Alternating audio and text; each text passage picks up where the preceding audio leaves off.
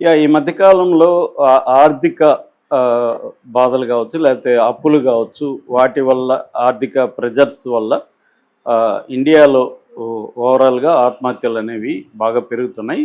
NCRB data ప్రకారం ఒక 30% ఆత్మహత్యలు కారణం ఆర్థిక సమస్యలని చెప్తున్నారు. ఈ నేపథ్యంలో హైదరాబాద్‌లో గూడా మనం ఈ మధ్య కాలంలో ఇలాంటి కుటుంబం అంతా కలిసి చనిపోవడం అనేది చూస్తున్నాం. మనం అనేక సార్లు చెప్పుకుంటూ కూడా ఉన్నాం. ఇప్పుడు రీసెంట్‌గా నిన్న మార్నింగ్ అంటే మొన్న నైటు చనిపోయారు.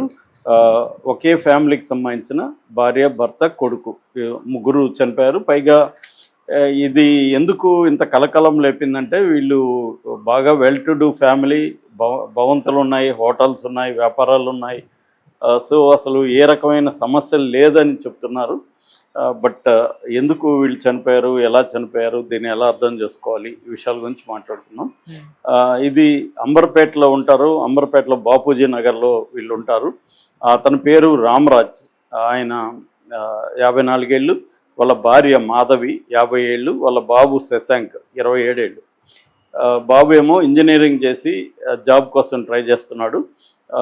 రామరాజుకి హోటల్స్ ఉన్నాయి. యాక్చువల్‌గా అంబర్‌పేటలో ల్యాండ్ మార్క్ ఫ్యామిలీ రెస్టారెంట్ బాగా పాపులరు. అట్లాగే మల్లేపల్లిలో బిర్యానీ సెంటర్ ఉంది. తర్వాత మల్లాపూర్‌లో కింగ్స్ హోటల్ అని ఒకటి ఉంది. తర్వాత చక్రీపురంలో కూడా ఒక హోటల్ ఉంది. సో, దాదాపు 4 హోటళ్ళు ఉన్నాయి. ఇతర వ్యాపారాలు కూడా ఉన్నాయి. మామూలుగా బయటకి చూడడానికి వీళ్ళు చాలా హుందాగా ఉంటారని చెప్తున్నారు చుట్టుపక్కల వాళ్ళంతా. వాళ్ళైతే ఎక్కువగా కలవరు కానీ డీసెంట్ పీపుల్ వాళ్ళు. ఎవరిని ఇబ్బంది పెట్టే టైప్ కాదు అనేది పక్కన వాళ్ళంతా కూడా చెప్తున్నారు.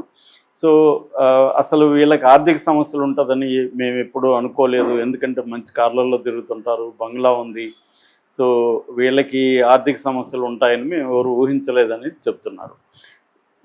సో వీళ్ళు ఎలా చనిపోయారంటే ఈ రామ్‌రాజ్ మొన్న రాత్రి ఏం చేశాడంటే ముందుగా భార్యను దిండు ముఖం మీద ఆమె పడుకున్నాక దిండుని అదింపట్టి ఆమె చనిపోయినాక తను ఆహ్, ఉరేసుకొని చనిపోయాడు.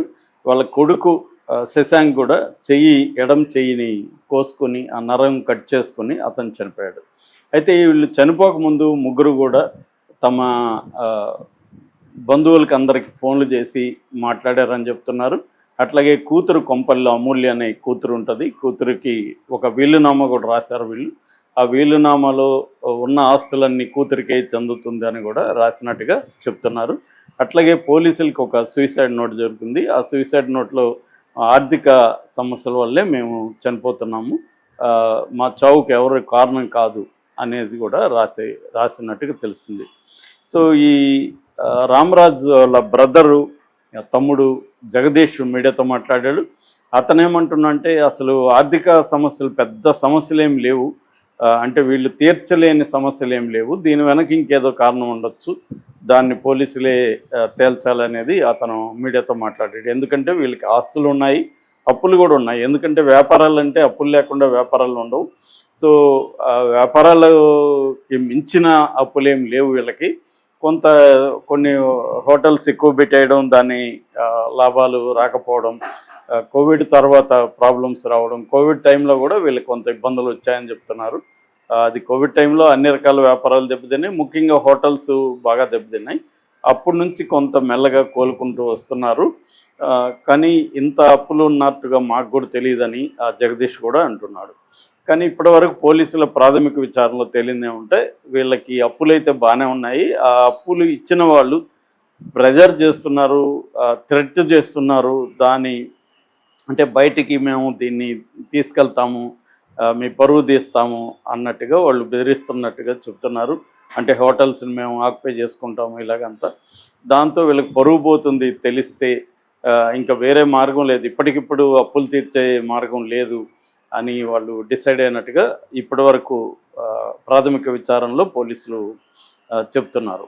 సో అందుకని ఇది ఒక రకంగా ఆత్మహత్య అని చెప్పొచ్చు. రామరాజ్ భార్యని హత్య చేశాడు, ఆమెమి వాలంటరీగా చనిపోయినట్టుగా అయితే ఇప్పటివరకు చెప్పట్లేదు పోలీసులు. సో ఆమెను దిండాదిమి చేసినట్టుగానే క్లియర్గా గుర్తులు అవన్నీ కూడా పడ్డాయని చెప్తున్నారు. అంటే మేబీ ఆమె చనిపోవడానికి ఒప్పుకోపోయి ఉండొచ్చు.